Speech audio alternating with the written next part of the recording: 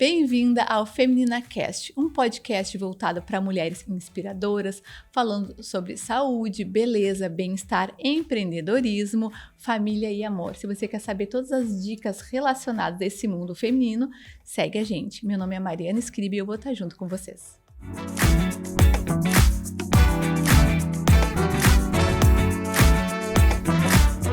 Hoje estamos começando mais um episódio do Feminina Cast, um podcast para mulheres que fala sobre autoestima, autocuidado, beleza, empreendedorismo. Mas hoje nós não temos uma mulher aqui, apesar de podcast ser para mulheres. Hoje é de um homem que vai falar sobre mulheres, um homem que entende de mulheres, que é o Thiago Falcão, que é um cirurgião plástico, especialista pela Sociedade Brasileira de Cirurgia Plástica. Ele atua em Porto Alegre, São Borja, a região de São Borja também. E hoje a gente vai conhecer um pouquinho mais sobre ele, o trabalho dele, né? E como é que é se relacionar com tantas mulheres. A gente até tá falando, né? Imagina, tem que ser um pouco terapeuta, né? E tem que ter um pouco de paciência. A gente sabe que a mulher gosta de falar, né? Então, às vezes, o homem tem que saber lidar com isso. Thiago, conta um pouquinho da tua história para começar, para o pessoal te conhecer. E a gente vai entrando um pouquinho nesse assunto. Muito obrigado, primeiramente, pelo convite da Aline, da doutora Mariana. Me sinto lisonjeado de ser o primeiro homem a estar aqui no programa. Então, eu sou médico pela Universidade Católica de Pelotas, fiz minha formação em cirurgia geral no Hospital de Clínica, cirurgia plástica no Hospital da Santa Casa, aqui em Porto Alegre, e aí sigo trabalhando aqui. Então, hoje o meu trabalho é 100% voltado à cirurgia plástica e estética, e o meu público, 90-95%, é o público feminino. Então, acho que está muito alinhado com o programa. Isso. E como é que é? O que as mulheres mais procuram no teu consultório? Por que tu acredita, em primeiro lugar, que 95% são mulheres que procuram cirurgia plástica? É que eu acho que a gente vai, como a cirurgia plástica acaba sendo um universo muito grande de procedimentos, enfim, a gente vai se especializando e acaba atraindo determinado público, né? Pessoas que já viram minha cirurgia, vêm atrás daquele tipo de procedimento. A gente acaba nichando dentro de um determinado público e ele vai se mantendo. Então, automaticamente, são mais mulheres, procuram quase sempre os mesmos procedimentos. A maioria das vezes são mulheres que passaram por gestações, enfim, que vêm buscando uma reconexão com o corpo. Então, é um público que é mais o meu dia a dia de trabalho. Uma vai falando para outra e daí Exato. isso vai acabando nichando esse público. Com certeza. E quais são as principais cirurgias que elas buscam no consultório? Eu faço muito contorno corporal, né? Então, a maioria das cirurgias são lipoaspirações, abdominoplastia, mama, tanto redução quanto aumento de mama. Então, uma grande maioria é parte de contorno corporal, né? Cirurgias estéticas para melhora de contorno corporal. Principalmente pós-gestação. Tu acredita que esse momento da mulher, né, essa mudança do corpo, acaba impactando muito a autoestima? O que tu observa no consultório? Eu acho que no meu dia a dia de consultório, a grande maioria são pacientes que passaram por todo esse processo de gestação. A mulher fica muito focada nessa questão de ter filho, de ter família, passa um período ali de 1, 2, às vezes 3 anos com a atenção mais voltada a isso, e depois ela acaba buscando um pouco aquela reconexão, né? Se sentir bem com o corpo, se sentir livre com o corpo. Há um tempo atrás eu tive uma paciente bem legal, assim, a história que me contou exatamente isso. Também era médica, que passou 2 anos da vida muito focada em filhos. E agora ela estava precisando porque ela tinha vergonha de levantar da cadeira da praia para ir brincar com o filho. Então, isso estava dando uma certa limitação, uma certa pressão, né, para voltar àquele corpo que tinha antes. E chegou o momento, uma coisa super natural, chegou o momento dela, chegou a vontade dela. Não, agora é o meu momento de eu me cuidar e voltar a ter a liberdade de usar a roupa que eu quero, de passear na praia com meus filhos de maneira tranquila. Então, acho que tudo vem no seu tempo. E tu acha que a maioria das vezes é a mulher buscando fazer para ela, a autoestima dela, ou tu acha que muitas vezes é para agradar marido, tem uma questão do marido influenciando ali, ou tu não observa isso? A gente observa, e obviamente tem de tudo, né? O que é o mais correto, o mais legal? Aquela mulher que está buscando por ela própria e que tem junto com isso tudo o apoio familiar. Então, aquele marido que vem, que é parceiro, não que ele esteja ali cobrando ou exigindo, mas que seja um apoiador, para entenda que aquilo ali é importante, né? É importante para melhorar a autoestima, é importante para melhorar o desempenho no trabalho, é importante para melhorar a relação familiar, a relação com o marido, mas que não seja uma cobrança. Isso sempre tem que partir da vontade da mulher. Então, quando vem uma coisa imposta, eu tento até evitar esse tipo de cirurgia. Ela não quer e ele quer. Já aconteceu isso? Já apareceu isso? Já aconteceu. Já tive casos da mulher vir um pouco de arrasto e o marido dando as dicas do que eu deveria fazer, do que seria o legal. Eu vi que aquilo não era uma coisa saudável nem para ela, nem para nossa relação, né? Então, são tipo de cirurgias que a gente coloca para amadurecer um pouco mais, para depois fazer. E tu observa que essas mulheres que buscam mais cirurgia estética, elas já vêm com uma baixa autoestima? Tu vê essa relação ou não? São mulheres que são confiantes e vão lá e querem melhorar? Tu vê muito essa questão... Hoje a gente vê que tem bastante ansiedade, depressão na sociedade que a gente vive hoje. Tu vê isso impactando dentro do teu consultório decisões para elas tentarem buscar a autoestima delas através da cirurgia? Com certeza, né? Então a gente vê... o consultório de cirurgia plástica é um consultório que a gente faz muito essa parte de psicólogo, de terapeuta junto. Então se vê absolutamente tudo, né? Hoje a rede social nos traz para o mundo, tanto feminino quanto masculino, uma pressão. A gente se compara muito mais.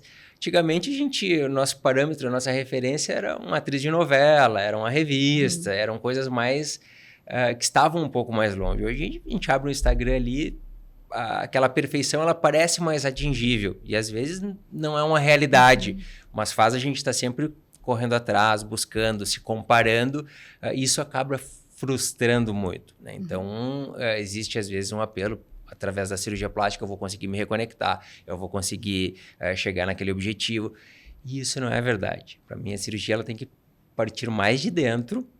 Claro que a autoconfiança, a felicidade, estar bem, estar livre é positivo, mas eu acho que esse é o melhor caminho.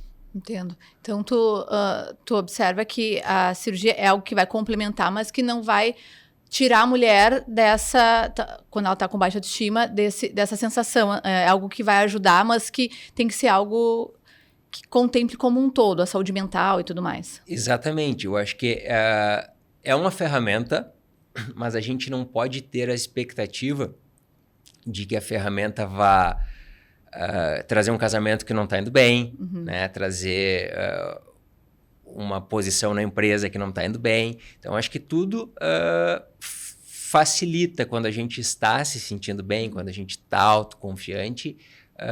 Parece que o universo flui melhor. Sim, a gente se gosta mais e isso impacta nas outras áreas da vida, né? Com certeza. E aquelas mulheres que já aconteceu de te pedir, eu quero o corpo da fulana, eu quero o peito da ciclana, já tem alguém que te traz fotos, eu quero assim, existe isso? Sim, assim, o que tu me perguntar, Mariana, existiu já. Tu vê que loucura.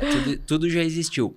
Claro que a gente, como profissional, tem que adequar as realidades, né? Então, tem que mostrar o que é o bonito, o que é o elegante, o que é o harmônico, e a partir daí também colocar as limitações. Eu não posso criar uma expectativa que eu não vou conseguir cumprir, né? Então, às vezes tem um paciente, eu quero isso. Eu digo, eu queria ter nascido com 1,90 m de olho verde. Não dá, entende? A gente tem que estar bem dentro da nossa realidade. E claro, na maioria das vezes isso funciona muito bem, e quando a gente tem esse alinhamento, o que eu vou conseguir entregar lá na frente com o que eu estou prometendo hoje, a gente vai ter sucesso em ambos os lados, né? Então, antes de tu decidir se vai operar ou não, porque às vezes o médico também pode escolher sim ou não com a paciente, né? Pode ser que o próprio médico veja que aquilo não é legal e não queira fazer. Com certeza. Tu alinha a expectativa, que é super importante, para ver se realmente aquela paciente vai ser uma paciente que vai ser feliz pós-cirurgia. Com certeza. Isso é o principal, né? Eu tinha uma frase que o Pitangui dizia que ganhava muito dinheiro de pacientes que ele operava e ganhava muito respeito de pacientes que ele não operava. Entende? Isso é uma verdade ainda nos nossos tempos, né? Que o mais importante é a gente ter uma relação de confiança e que tudo que eu prometa hoje eu consiga entregar um futuro, né? Sair todo mundo feliz. E como tu mesmo disse, né, 95% dos teus pacientes são mulheres, e tu tem que acabar tendo que, provavelmente, entender um pouco do mundo feminino, a cabeça de uma mulher, como ela funciona, né? Porque elas te trazem isso. Como é que é na tua vida pessoal, né, na tua vida familiar? Tu trouxe alguma coisa disso, o aprendizado na tua vida pessoal? Tu tem 2 filhos, né? Tem a esposa. Então, essa experiência da vida pessoal, tu consegue trazer? Tu tem isso para poder ter mais empatia com as mulheres? Como é que funciona para ti conseguir entender mais a cabeça feminina? Ou a mãe, né? Não sei se tem irmã também, mas assim, o mundo feminino que tu vive na vida pessoal. Sim, eu acho que dos 2 lados, né? Talvez eu tenha usado mais em casa, porque eu já tenho 2 mulheres em casa, minha esposa e minha filha. Qual a idade da tua filha? A minha filha tem 10 meses. Bem pequenininha. Tá pequenininha ainda. Mas o meu universo, o meu dia a dia é convivendo dentro do universo feminino, basicamente. Então, essa maneira de lidar, essa questão de entender as mulheres do meu consultório faz eu me dar bem dentro de casa e vice-versa. Pois é, um ajuda o outro, né? A gente entende, assim, quais são as angústias femininas, porque convivendo com as minhas mulheres de dentro de casa, eu entendo que existem ciclos hormonais, que existem angústias, que existem insatisfações, às vezes, com o corpo, que nós homens nem estamos enxergando daquela maneira tão evidente, mas que faz muito parte do universo feminino. É uma maneira um pouco diferente de pensar, de ver as coisas. Então, eu consigo balançar nos 2 lados. E tu que tem uma filhinha pequenininha, né, de 10 meses, na sociedade que a gente vive, que é uma sociedade machista e tudo mais, né, que ainda tem alguns estereótipos do que é função de homem, função de mulher. O que tu deseja, como é que tu vê, assim, pro futuro da tua filha nessa sociedade que a gente vive? Eu acho que muito da sociedade que a gente vive necessita de uma preparação deles, né? Tanto do meu menino quanto da minha menina, dentro de casa. Eu acho que esse é um papel importante de nós, pais, mães, formarmos crianças prontas para se darem bem, para serem felizes no futuro.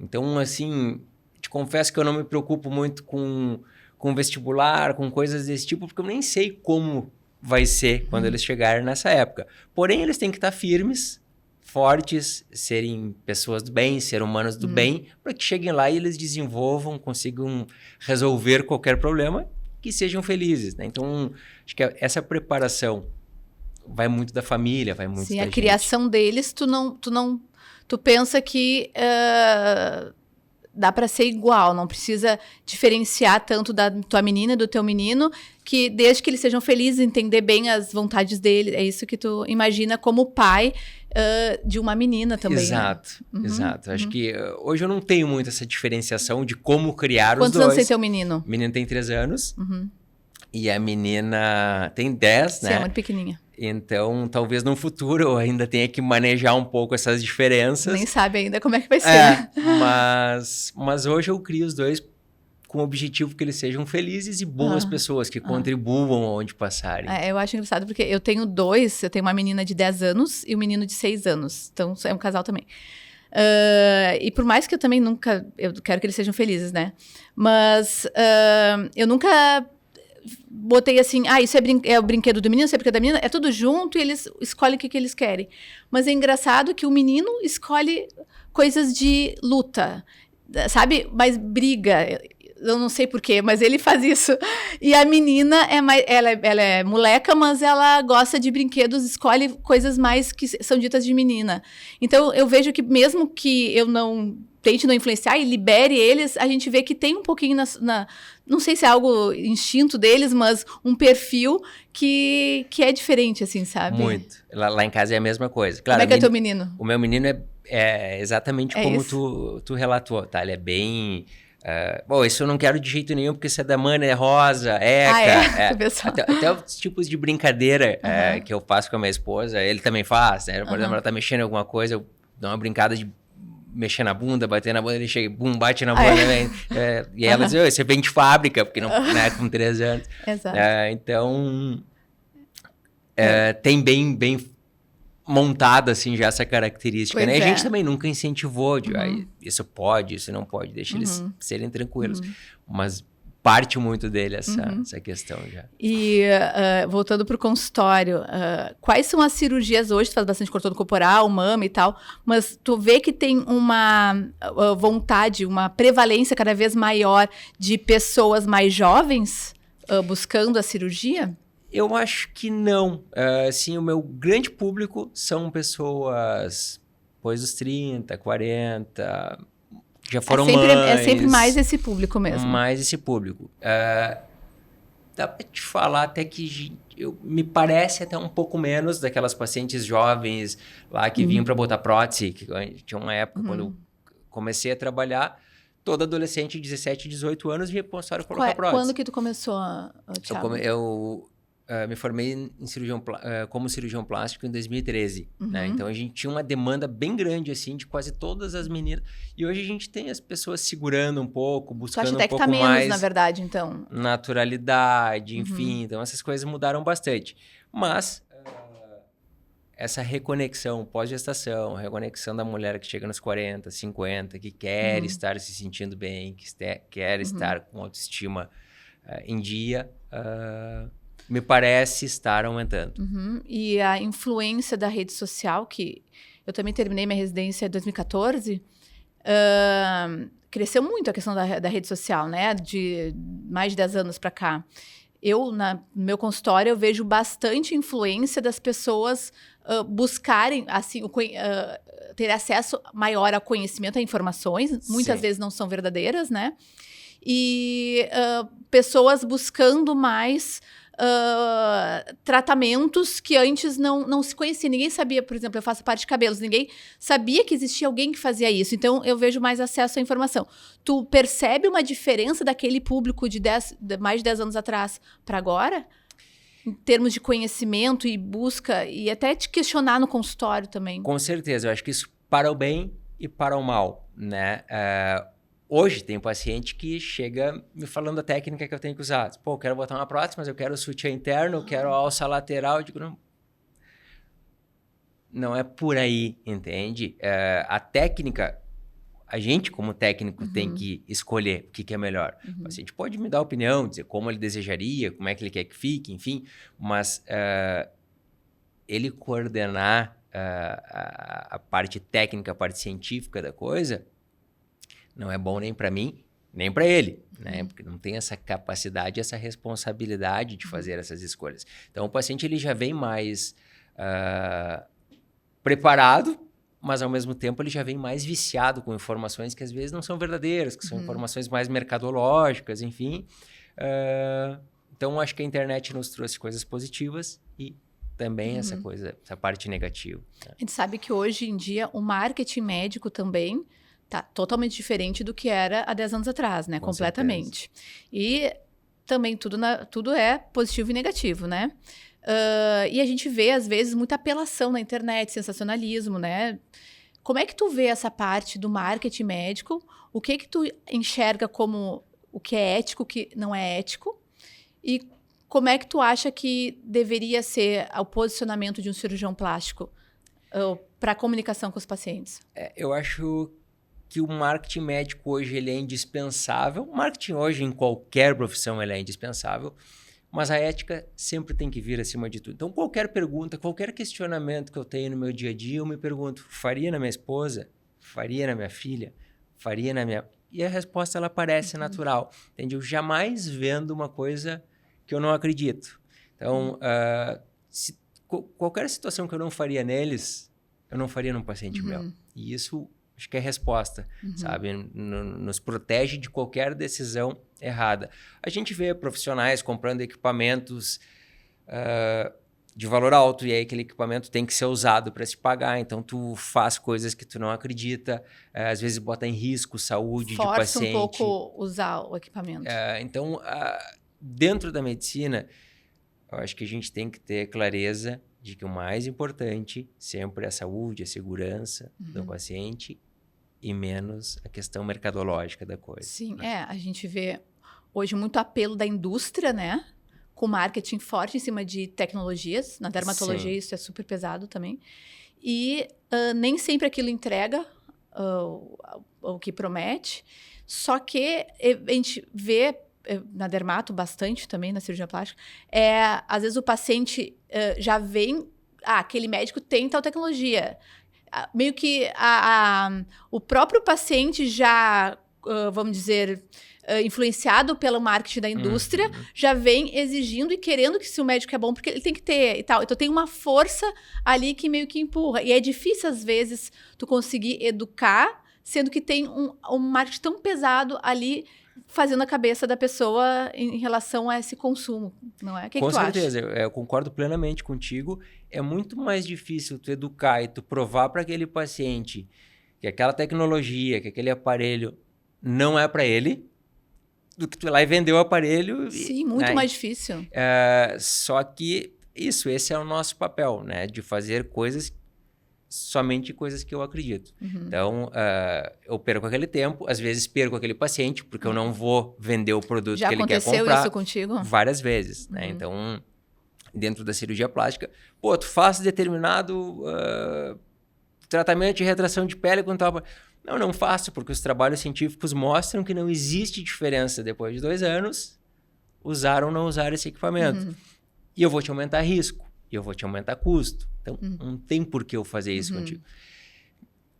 E aí aquele paciente sai um pouco desconfiado e às vezes acaba fazendo com outro que vai vender, vai entregar o que ele queria escutar. Não, dá resultado sim. Daí tu vê na internet mostrando que aquilo é maravilhoso, a pessoa acredita no médico que diz que dá, né? É muito difícil isso, né? Com certeza. É um trabalho muito mais difícil de educar, como tu falou, do que ir lá e vender. Sim. E a gente vê no consultório também, no meu consultório eu vejo bastante as pessoas classificando o médico de acordo com isso, né? Então, acaba que é uma briga que às vezes a gente tenta até... Porque eu acho que a rede social é algo que é um marketing, mas é para tu entregar conhecimento, sabe? Então, assim, a maneira que a gente, como profissional, tem de conseguir levar o paciente à informação mais certa, né? Mas, às vezes, tem colegas mesmo que trazem a outra informação. Então, isso acaba destoando e sendo difícil. Eu tô falando isso porque é muita gente, a gente vê no consultório o tempo todo, pessoas, né, pacientes, que vêm trazendo essas informações e realmente, como tu disse, às vezes fica desconfiado de ti, se diz que aquilo não é, ou fala, porque o outro fulano tá falando, tu entende? Então, às vezes, nem é o melhor profissional que é o mais, vamos dizer, considerado bem-sucedido, melhor profissional que eu digo tecnicamente, né? O marketing acaba dando um poder muito grande a pessoas que às vezes não têm ética tão adequada, né? Com certeza, isso. Acho que as nossas especialidades, elas conversam muito nisso e a gente foi invadindo por essa tendência de internet, enfim, dos pacientes quererem escolher o próprio procedimento. E isso gera uma desconfiança. Ele está dizendo que isso não funciona porque ele não faz. Então, tecnologia, ela é extremamente importante. A gente tem que estar do lado da tecnologia. Eu estou sempre estudando. Saiu um aparelho, mas vou usar depois que eu tiver certeza que funciona, depois que eu tiver certeza que não causa dano, depois que eu tiver certeza que eu usaria, como eu falei antes, na minha esposa, na minha filha. Aí eu vou passar para os meus pacientes. Antes disso, a gente fica estudando, conhecendo, mas tem que ter um receio, tem que ter um filtro científico antes da gente sair usando qualquer coisa. E para a pessoa que está nos assistindo lá, é uma paciente, ela vê alguns médicos falando uma coisa, outros falando outra.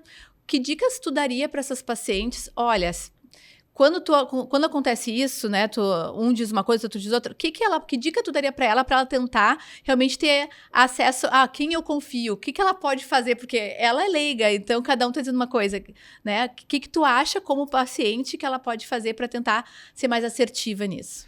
Eu acho que o paciente ele deve sempre desconfiar, né? Tudo que a gente vê, que a gente que é oferecido, que vai se comprar, que tá barato demais, que tá fácil demais, que é uma super descoberta, a gente tem que ter paciência, né? Tem que desconfiar. Então, não existe nada que seja simples, que seja milagroso. A ciência, ela trabalha, ela caminha de maneira lenta.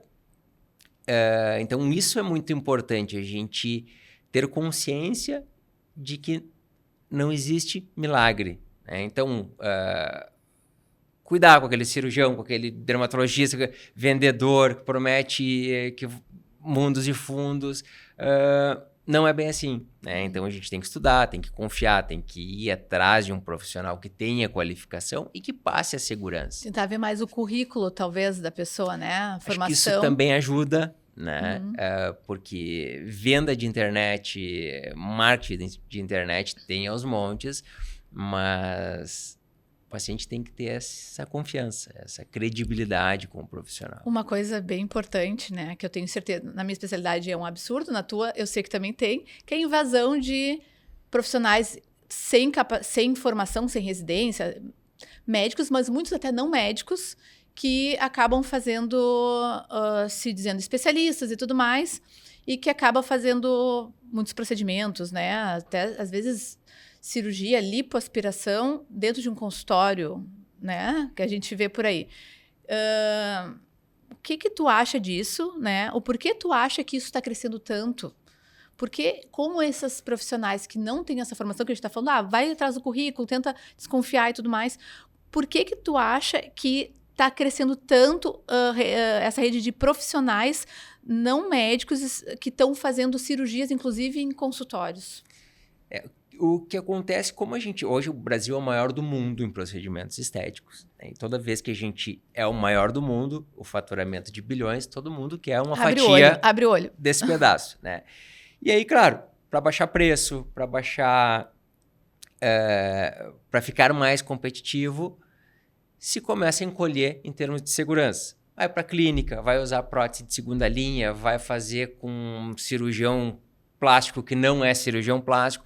Então, toda essa questão de baixar custo, de facilitar, acaba colocando em risco. Se a gente pega assim, todo aquele acidente, a manchete lá, fulana de tal morreu durante cirurgia plástica, todos esses casos, quando tu vai olhar, foi em local inadequado. Todos não, mas 99% foi local inadequado, foi equipe inadequada, ou excesso de procedimento. Então, se banalizou assim, cirurgias de 10 horas, de 9 horas. Isso é um verdadeiro absurdo, né? Porque aumenta exponencialmente o risco de uma cirurgia depois de 4 horas. E os próprios cirurgiões plásticos banalizaram essa questão dos procedimentos extremamente longos, extremamente agressivos. Vou pro bloco, vou fazer vou aproveitar que eu tô lá com anestesia e já faço tudo, como se fosse comprar roupa no shopping. É muito banalizado. E aí se causa uma agressão de um tamanho enorme. Eles, teve o azar de não teve o azar de uma complicação, né? Teve o desfecho lógico de uma complicação quando a gente faz. É improvável que ocorra isso se tudo for respeitado. Com certeza. Quando a gente faz um bom planejamento, opera em local inadequado, local adequado, equipe adequada, com tudo organizado, é que nem planejar um bom voo, um avião novo, num clima bom, com um piloto experiente, é para tudo funcionar bem. Quando a gente sai disso, a gente começa a assumir risco, né? E eu sempre desafio o paciente. Quando falo, morreu a fulano de tal, algum desses 3 pontos falhou. Tá? É raro aquele caso assim de uma catástrofe. A grande maioria das vezes é um problema que poderia ter sido evitado. Porque tem pacientes até no meu consultório que falam que elas têm indicação cirúrgica muitas vezes, tá? Então, às vezes, chega para mim, quero tratar minha flacidez de pele. É uma flacidez super intensa, que é óbvio que eu não vou conseguir resolver, né? Porque aquilo é cirúrgico. Mas elas têm medo da cirurgia, né? Então, não vou fazer porque eu tenho medo. Esses casos, né, que tem todos esses erros aí somados que acabam resultando numa morte ou numa complicação maior, acaba assustando as pessoas, né? E daí, provavelmente, devem chegar no teu consultório pessoas que devem te referir isso, ou às vezes nem chegam no teu consultório, porque eu sei que vem no meu, eles não querem nem passar pelo cirurgião, porque não tem medo, né? Mas eu falo, olha, eu não vou conseguir te entregar o que a cirurgia entrega, né? E que, na verdade, dermatologia e cirurgia plástica são trabalhos complementares. O cirurgião vai tirar aquele no rosto, aquele excesso de pele, que eu não vou conseguir. A qualidade de pele a gente trata no consultório dermatológico, porque são coisas complementares. Então, tem limitações, né? Mas eu vejo, assim, que muitas minhas pacientes mais velhas, que são totalmente de indicação cirúrgica, estão fugindo, estão com medo disso. Né? E daí, por isso que eu digo, né, a importância de escolher um profissional não é pelo preço, pelo amor de Deus, eu sempre digo para elas, olha, se é para ser, eu prefiro que não faça nada do que fazer uma coisa barata, né? Porque o risco de tu estar sendo, aquilo, as coisas têm custo, né? Então, tu tá se submetendo a uma cirurgia num ambiente inadequado, pode pagar muito caro por isso, né? Com certeza. Então, esse cuidado com o profissional, né? Por isso que eu digo, se é da Sociedade Brasileira de Cirurgia Plástica, mas como tu mesmo disse, às vezes, mesmo sendo da Sociedade Brasileira de Cirurgia Plástica, a gente vê por aí pessoas fazendo um somatório de cirurgias ao mesmo tempo, com tempo cirúrgico muito longo, que causa risco, né? Então, tudo isso tem que ser visto. Por isso que a gente está aqui conversando é importante, porque é uma maneira de educar e abrir os olhos. Eu ia ficar mais de 10 horas, será que faz sentido? Quem sabe eu não faço as duas cirurgias ao mesmo tempo, né? Exatamente. Ser membro da Sociedade Brasileira de Cirurgia Plástica ou ser membro da Sociedade Brasileira de Dermatologia vai nos garantir que aquele profissional passou por todas as etapas, né, de formação, de provas, ele teve essa certificação. É importante? Sim, mas não é só isso que garante que ele tenha bom senso, que ele tenha responsabilidade, que ele tenha comprometimento com a segurança, né? Então, a gente tem que ir mais além, tem que procurar profissionais. Sempre falo, se possível, sempre por indicação, por conhecimento, de alguém que fez, que deu certo, que funcionou. Isso vai dando mais embasamento numa escolha. Eu vejo no consultório, principalmente para cirurgia plástica, as minhas pacientes, elas perguntam muito para mim qual cirurgião, né? Elas querem saber das amigas, elas consultam com mais de um cirurgião, sabe? Elas são muito cuidadosas, as minhas, pelo menos, pacientes, são muito cuidadosas na hora da escolha, né? Então, eu sempre tento educar, olha, quando for escolher, tu pensa nisso, pensa naquilo, né? Sempre tento ajudar elas a escolher, apesar de eu não ser cirurgia plástica, mas acho que exatamente por eu não ser e ser médica, dermatologista, elas confiam na minha indicação, porque pela questão crítica que a gente acaba tendo, né? E como elas já têm a tua confiança, vínculo, né? Vínculo, enfim, confiam na tua opinião e sabem que tu tem contatos, conhecimento que favoreceria escolher um bom profissional. Acho isso muito positivo. Sim, daí a gente acaba ajudando. Bom, Thiago, estamos chegando no final do podcast, tá ótimo, tenho certeza que a mulherada ali tá anotando no caderninho todas as dicas, né? Porque muitas têm muita vontade, mas têm medo. Então, para terminar, eu queria que tu contasse para elas, a mulher que tem vontade, que quer fazer, mas está insegura, né? Que ela gostaria, porque vai aumentar a autoestima dela, vai se sentir melhor, mas tem medo. Que dicas tu daria para ela? Precisa realmente ter tanto medo assim de uma cirurgia plástica? Como ela pode buscar um cirurgião e até o teu contato também, aproveita teu contato, né, para conseguir ter acesso a um cirurgião plástico realmente ético e que seja confiável para fazer uma cirurgia bem segura. Eu acho que sempre em primeiro lugar a segurança, né? Então aquela paciente que tem a vontade, tem o desejo, acha que chegou o seu momento de se reconectar, de ter essa liberdade, deve pesquisar um bom cirurgião, deve ter indicações de um bom cirurgião, e que quando esse cirurgião faz com tudo bem organizado, bem planejado, bons hospitais, é para ter uma experiência não só de resultado, que ela fique feliz com o resultado futuro, mas que ela tenha uma boa experiência de pós-operatório. Tem aquele cirurgião que dê assistência no pós, que consiga ter um contato próximo. Consultar com vários, eu acho sempre muito positivo.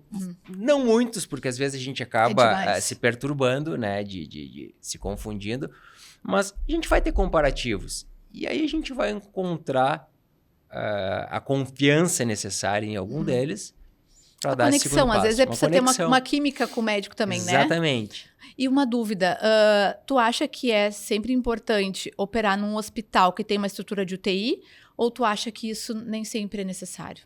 Sempre, tá? Sempre é necessário. Eu, graças a Deus, nunca utilizei uma UTI mas nunca operei onde não tivesse uma UTI. Por quê? Porque é um respaldo, né? Então, a gente trabalhando em bons hospitais, tu sabe que qualquer intercorrência que se tenha, às vezes o paciente nem fica sabendo e já está tudo resolvido. Eu não digo nem de necessitar uma UTI, mas de uma medicação que o anestesista tem ali à disposição, de outros profissionais, a gente precisa de um outro tipo de especialista, tem ali naquele local. Então, só agrega segurança. Não tem por que ir para clínicas, ir para locais que não tenham todo esse suporte que a gente precisa. Tá ótimo. Então, dá o teu contato para quem quiser conhecer mais sobre o teu trabalho.